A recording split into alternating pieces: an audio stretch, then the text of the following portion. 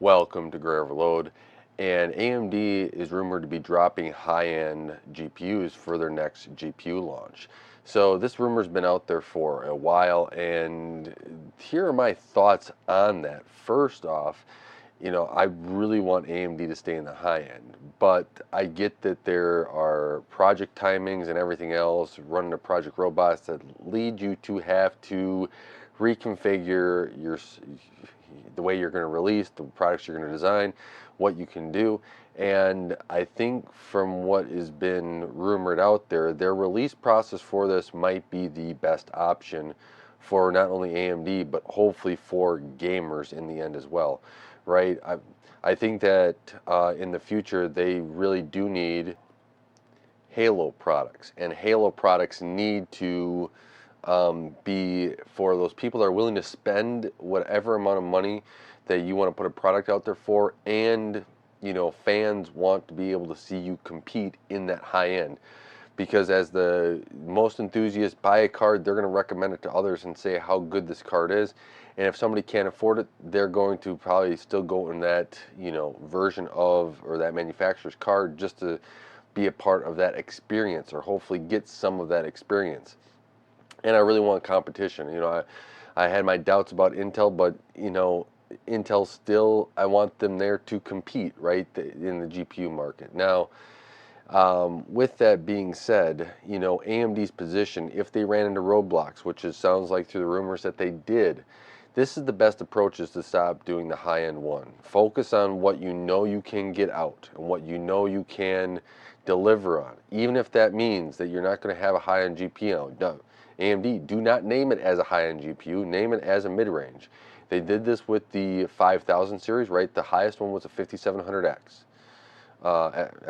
XT, right? 5700 XT or X, whatever it was. The 5700 was a mid-range card, and I thought it did pretty well in the market. It made me go, I didn't need a mid-range card, but that was a really interesting card to have out there. I was like, you know what, maybe this is a card that I could get. I still was rocking the Vega at the time, and now it took me till a 700,000 series to drop in price for me to even get something. But that is something where, let's say you go and you put that into a price point in a mid-range, you hit the sweet spot. I think the sweet spot is going to be for AMD is to come out with something at $500. I could see them going $599. I like them to go $499 with their card, and then drop in and slot something in about $399. You put those two price points, and you really hammer the marketing and deliver a performant product on that price point.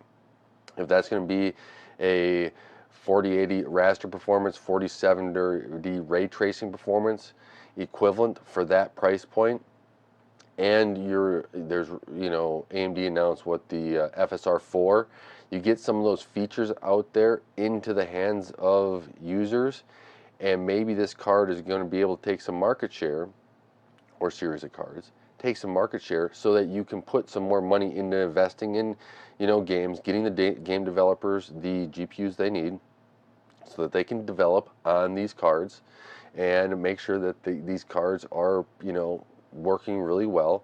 And I think that is an option, right?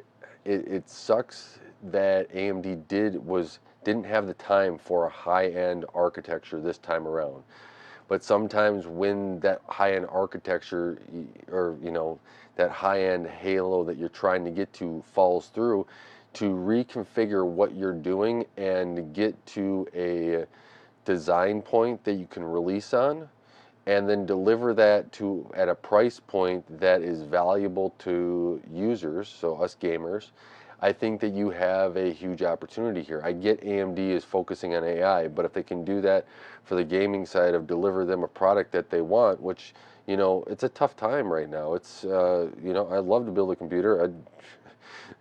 It's just, with expenses going up, there's other things that are higher priority. And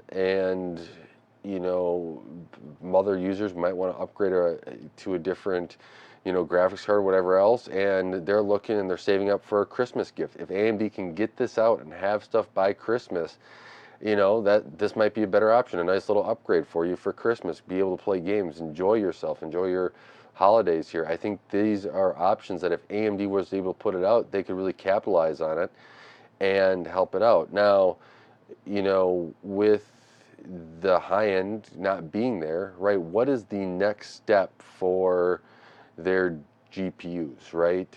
One is I hope that they're not delayed further. And I'm glad that they didn't delay RDNA4 just to have a high-end GPU that would delay it into RDNA5, or maybe delay RDNA5 or UDNA, whatever it's going to be called next, and have a cascading negative effect down the line. That's where you kind of make those decisions. We have to cut this development team. It has to go and work on the next generation. It's just what it has to be, and we're going to make this up on the next side of things and focus on getting the products out that we can. And hopefully AMD can do that in this next cycles, get up to that high end and stay there, right? UDNA, for what they and if you don't know much about UDNA, watch my last video about the UDNA stuff there that AMD is having. That's the unification of the CDNA and RDNA. But AMD wants cloud to client. So if they're doing cloud to client, they're going to need to have a few things for that, right?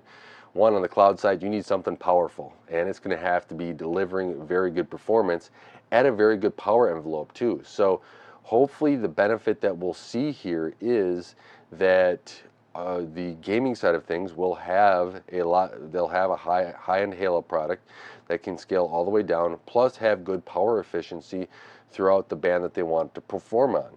And if AMD can deliver those, I think a lot of people will remember the RDNA4 generation as setting them up to be able to deliver on those high-end products. And I hope that AMD can go down that side of things, right? AMD, what the RDNA4 needs to be able to take advantage of here and needs to be able to look at. And my viewpoint is this is what AMD needs to be building towards and have their full focus on, right? They've messed up with Zen 5, right? And they can't do that again. So this is what they need to have is they need to gain on more gaming share, and not just gaming share as in, just cards in a box, but also mind share. So those go together. Gaming support means you're working with more developers, making sure the games are more supported. Be able to set up yourself to have better competition with NVIDIA, and you're going to need more support for ROCm in the future. That's what's going to be driving your products, right? Is to have that compute side that competes with CUDA. And if they can kind of get those four things and build towards that, I think that when the next Halo graphics card can come out, people are going to get more excited for it, and not just the people that want cheaper NVIDIA products, right? That's the combating thing that AMD doesn't want to be in. Like, we come out with a Halo product and it only lowers NVIDIA's price and they still sell more cards. They need their cards to sell, and that's going to be the side of this that if AMD can focus on what I think, and I just came up with those four, kind of pillars or steps. If they can focus on those, I think that'll set them up for people when they do come out with a Halo product. You know what? I had such a great time with that, $400 or $500 graphics card that gave me so much performance. Had and AMD improved the feature set throughout the entire point of this card. You know what? I'm going to upgrade to AMD's next Halo project because I got some money now and I saved up for it, and it's going to be a good investment rather than somebody just going back and laying on. And you know what? I know that NVIDIA card, it has all the features I want, and that's the one I'm going to go back to because AMD didn't commit to it. So it's kind of a dual thing here. It's a sad thing that AMD doesn't have that high-end GPU here this time around, or the upcoming this time around. But on the other side, if they can build up towards it and give people good experiences with their gaming setups for these cards, if people are going to buy them, I think that's going to be the next, oomph to get them, to be going in the right direction, right? You don't want to be going in Intel's direction. Well, Intel's been improving. They have a lot of cool technical stuff that I really like. It's, their drivers have taken a long time, and then their next release keeps on, when is it going to be out, right? We know kind of when AMD and NVIDIA's are going to be out. when's Intel's going to be out? And Intel can't. For me, Intel's just getting behind by just sitting on that, and you don't want to get in that position, AMD. So I think the UDNA stuff will have AMD make a big comeback, right? Because the UDNA, the cloud to client, right? You need to have that high performance side for the cloud. Now, can they deliver that into the client, and can that be consistent, right? I see them doing, just as an architecture side point, right? I see them doing chiplet stuff, and they're going to have a lot to be able to work on there. I see them, different memory subsystems and being able to kind of identify different ways of using that. I can see where they use HBM in their highest end products, and maybe use GDDR7, 8, whatever it is, on the low end products, and maybe even some of them that have to use DDR when they go into an APU, right? That UDNA is going to scale up and down throughout it. And being able to do that, have that compute, have that ROCm support, so people can be like, you know what, I got an AMD GPU, I can also do my, coding work, my scientific work, whatever it is, on that same computer and code up on that GPU. If they're going to have an XDNA type stuff in there as well, so that you can have the AI support and that accelerators on there. What are they going to do? And granted, they're going to be different sizes on all these different chips from cloud to client, but that's how you deliver a high end and scale it up and down. The chiplet architecture on the GPU or on the CPU side was a way for them to scale up to cloud and then scale down to client. I see that same aspect happening in the GPU side with UDNA, and hopefully when they do that and they have, I hope that they're probably going to do some of the same leapfrogging design teams and take that same energy from the CPU side and put it in the GPU side, or compute side, whatever you want to call it, to be able to get. And how am I thinking of this? I'm a coder, so I think of the compute side and stuff like that. But as a gamer, I think of that as, hey, this is the next step for creating a powerful GPU to go up against NVIDIA and have the same kind of compute performance, but also the same kind of graphics performance that hopefully will be backed up by support from AMD to deliver for gamers. So that's how I kind of see this, and hopefully that means that AMD is going to come back to the high end, because if they don't, if AMD just continues not to deliver on the high end and just mid-range, while they can sell a lot of GPUs, I think that the focus will be just more on NVIDIA in mindshare of the public, because they know, I go in for NVIDIA to always have the best, and you don't want that to be the case, right? You want sometimes to be able to, be like, you know what? Either one's the best, or AMD's the best, or NVIDIA's the best. We can all hope that one day Intel may also be the best and put a little pressure on there, but I would not hold my breath for that. So with that, let me know what your thoughts are in the comments below. These are my thoughts on the AMD dropping the high-end GPU for their RDNA4. Hopefully we see them come back, whatever it's going to be, RDNA5 or UDNA5 or UDNA6, whatever it is. But they need to start building up to it, right? I really think that those 4 pillars of AMD building towards something, getting the more gaming share, more gaming support, getting the competition with NVIDIA, and then support ROCm on all this, because they even had that they're going to have some support for ROCm on their APUs.